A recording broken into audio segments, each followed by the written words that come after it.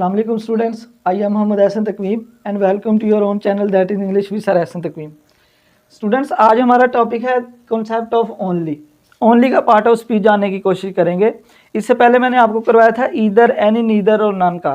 उसमें मैंने बताया था कि ईदर जो है वो प्रोनाउन भी हो सकता है और एडजेक्टिव भी हो सकता है। मेरे काफ़ी स्टूडेंट्स ने मुझे कमेंट किया और पर्सनल मैसेजेस भी किए कि सर ओनली बहुत कन्फ्यूजन क्रिएट करता है, ओनली के बारे में बताएं। क्योंकि ओनली जो है ओनली एडजेक्टिव का काम भी करता है। किसी जगह पे ये एडजेक्टिव है, किसी जगह पे ये एडवर्ब है और कंजक्शन का काम भी करता है। ओनली जो वर्ड है ये सेंटेंस में किसी जगह पे एडजेक्टिव है, किसी सेंटेंस में ये एडवर्ब है और किसी में कंजक्शन है। मैं अभी आपको बताता हूँ, जैसे हमने पहले किया था ईदर, एनी, नीदर और नन का एग्जांपल से मैंने आपको डिटेल में बताया था। मैंने डिस्क्रिप्शन में लिंक भी उसका वो कर दिया है, तो आप सेंटेंस देखें, अभी आपको क्लियर हो जाएगा। He is the only child of his parents.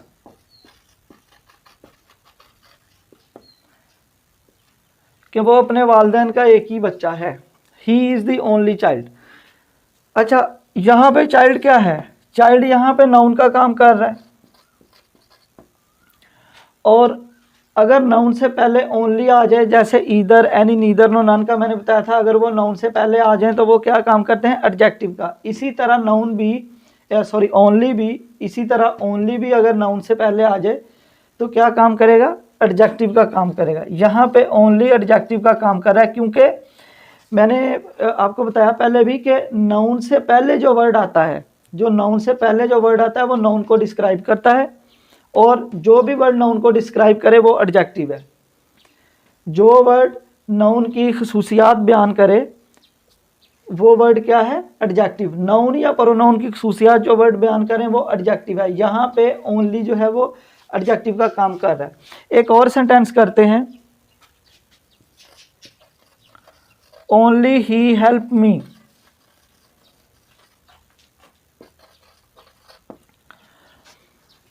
यहाँ पे ही क्या है? ही प्रोनाउन है।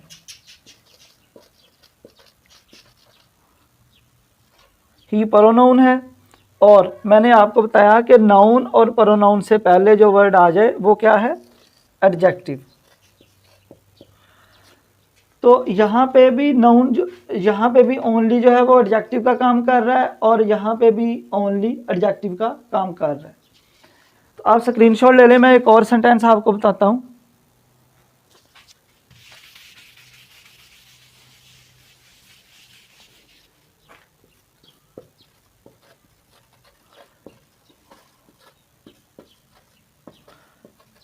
He only spoke but did not write anything.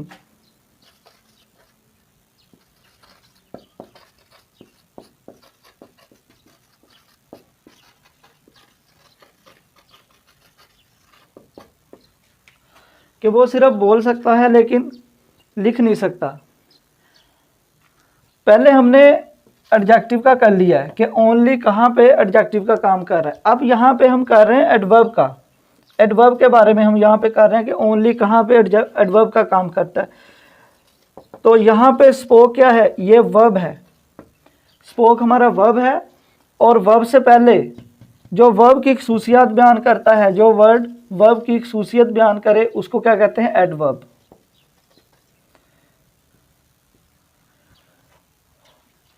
तो स्टूडेंट्स, यहाँ पे ओनली क्या काम कर रहा है? ओनली एडवर्ब का काम कर रहा है, क्योंकि स्पोक हमारा वर्ब है, और वर्ब से पहले वो वर्ड जो इसकी खसूसियत बयान करे वर्ब की, वो एडवर्ब कहलाता है। तो इस सेंटेंस में ये एडवर्ब का काम कर रहा है, पिछले सेंटेंसेस में एडजेक्टिव का काम कर रहा था। अब हमने देखना है कि ये कहाँ पे कंजंक्शन का काम करता है।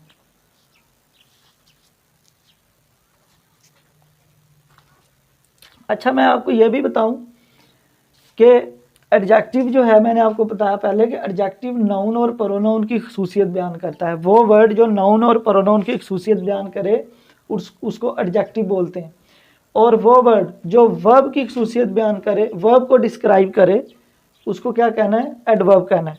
और कंजंक्शन दो सेंटेंसेस को आपस में मिलाता है। दो सेंटेंसेस को आपस में जो मिलाता है वो कंजंक्शन है।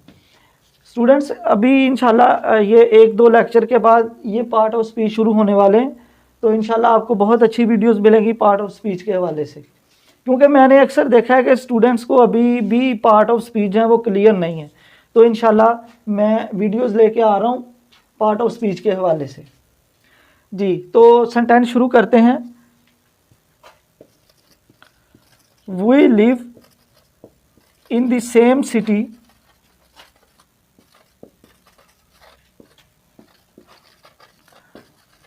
only we live in the same city, only she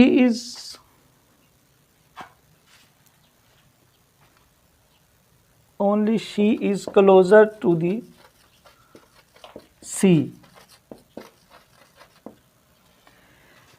कि हम एक ही सिटी में रहती हैं लेकिन वो समंदर के ज़्यादा करीब है। अब ये एक सेंटेंस है यहाँ तक, we live in the same city, कि हम एक ही सिटी में रहते हैं। She is closer to the sea, वो समुंदर के करीब है। तो दो सेंटेंस को आपस में कंजक्शन मिलाता है। वो वर्ड जो दो सेंटेंसेस को आपस में मिलाए उसे क्या कहते हैं? कंजक्शन। तो ओनली यहाँ पे कंजक्शन का काम कर रहा है। पहले ओनली मैंने आपको बताया था एडजेक्टिव का काम कर रहा है। इस सेंटेंस में देखें, इस सेंटेंस में एडवर्ब का काम कर रहा है, और यहाँ पे ओनली जो है वो कंजक्शन का काम कर रहा है। स्टूडेंट्स, आपने ये देखना है कि जो ओनली है ये सेंटेंस में कहाँ पे आया है। अगर तो वो नाउन या प्रोनाउन से पहले आया है तो इसका मतलब है कि वो एडजेक्टिव है। अगर वो वर्ब से पहले आया है तो एडवर्ब है, और अगर वो दो सेंटेंसेस को आपस में मिला रहा है तो वो कंजक्शन है। मैं आपको दो सेंटेंस देता हूं, उसमें एरर जो है वो हम फाइंड करेंगे। जी students, the only death of his son was shocking. इसमें वो ये कहना चाह रहा है कि उसके एक ही बच्चे की डेथ जो है उसके लिए बहुत शॉकिंग है, यानी कि एक ही बच्चा था उसका और उसकी डेथ जो है वो उसके लिए बहुत शॉकिंग थी। तो यहाँ पे ओनली जो है, ओनली की यहाँ पे सेंस बनती नहीं है। अब गौर करें कि इसमें ये वो बता रहा है ना कि उसका एक ही बच्चा था। तो सन क्या है? नाउन है। तो नाउन से पहले ओनली आएगा, यहाँ पे ओनली आएगा, फिर क्लियर होगा कि उसका एक ही बच्चा था। The death of his only son was shocking. इसी तरह दे ओनली वर्क वो तब काम करते हैं when they have no money, जब उनके पास पैसे नहीं होते।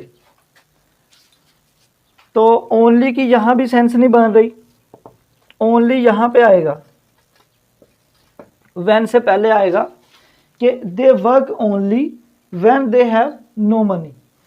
तो स्टूडेंट्स, आपने देखा होगा कि ओनली किसी जगह पे एडजेक्टिव का काम कर रहा है, किसी जगह पे एडवर्ब का काम कर रहा है, किसी जगह पे कंजक्शन का काम कर रहा है।